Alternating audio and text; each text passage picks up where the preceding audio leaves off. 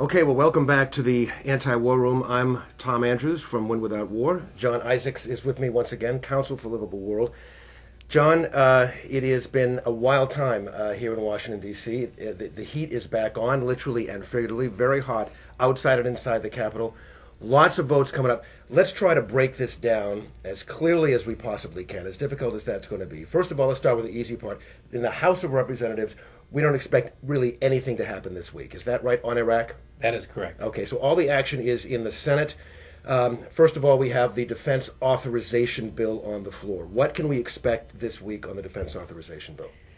The defense authorization bill was up in July. It was up in last week. It's up this week. It's not clear what we can expect. Senators Levin and Reed of Rhode Island have talked about, Levin of Michigan talked about another amendment that they might offer. Senator Biden has an amendment on the Senate floor dealing with federalism. Other senators, including Collins of Maine and Nelson of Nebraska, are talking about other measures.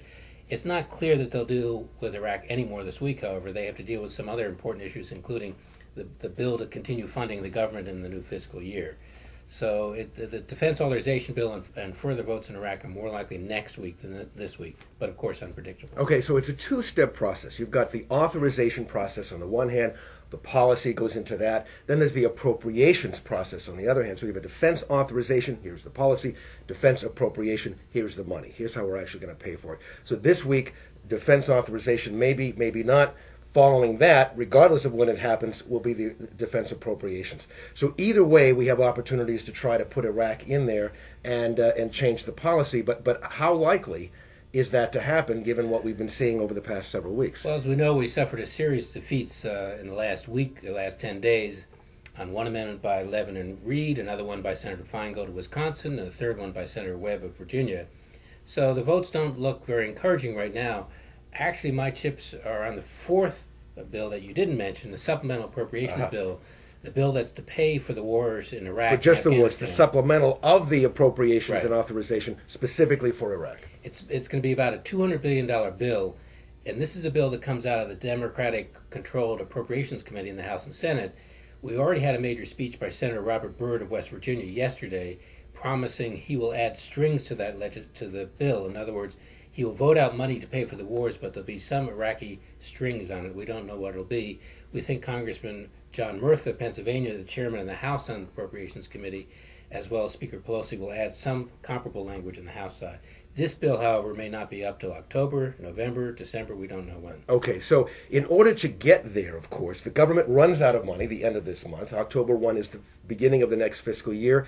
So what happens? We have what is called a continuing resolution. What do you expect? Anything substantive in that continuing resolution, John? Or is it just, let's just keep the ball moving down the court? I think the continuing resolution to fund the entire federal government, because Congress has passed no appropriations bill, will just be a simple continuation of spending roughly last year's level. I don't expect amendments on Iraq. I don't expect amendments on other issues. It should be cut and dry. Again, Congress is always unpredictable, but I don't expect a major battle on Iraq or any other issue related to the continuing resolution this week. Okay, so on Iraq, we've got the defense authorization bill, the defense appropriations bill, and then we have the defense supplemental on Iraq, $200 billion.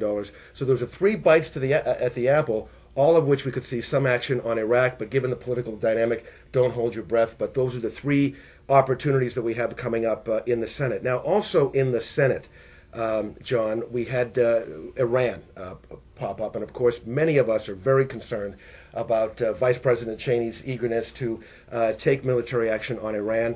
There was language, a Kyle Lieberman amendment that was up yesterday. Why should we be concerned about that, and what happened?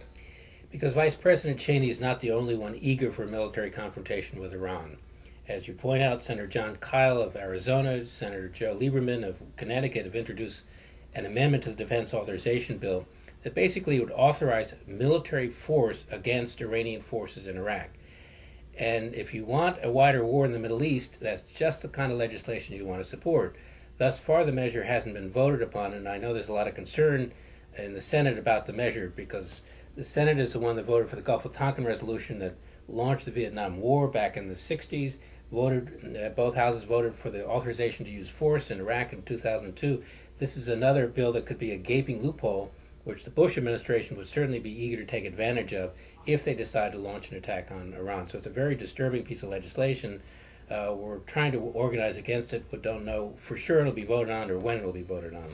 If you're hearing this, watching this program, and obviously you are if you're hearing my voice, this is a very important time to call members of the Senate and say, please, do not support Kyle Lieberman. If we could roll the time machine back and have that vote on Iraq again, the authorization, I know many senators would have liked to have that vote back. But here we are again, at a point in which the Senate is being asked to, tantamount, authorize the use of military force against Iran. And you're exactly right. If you want to explode this region even more, you would want to support this amendment. It's a very dangerous amendment. We have to pay very close attention to that. So that's what we have in front of us. It's been a very busy week. We're just getting started. We have all of these big confrontations on Iraq. We have a very important opportunity and challenge on Iran.